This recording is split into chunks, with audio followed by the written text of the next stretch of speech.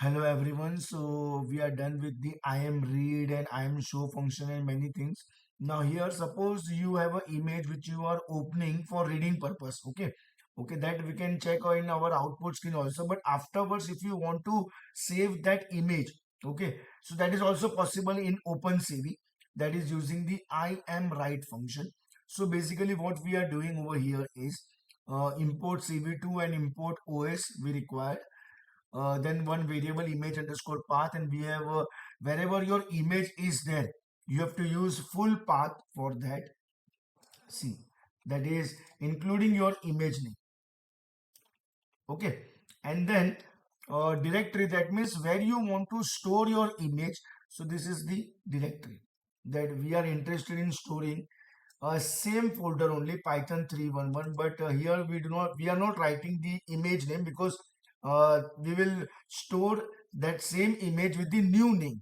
Okay, then we have obviously one variable img just to read that image. Okay, we are changing the directory using os library package, and bracket, that is the variable name directory. So now our directory, current directory, will be this one.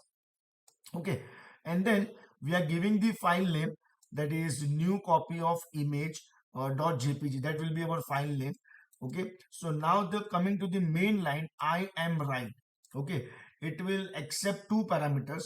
One is your file name, that is the this one, comma, which file you want to save, that is this one, whatever you are reading.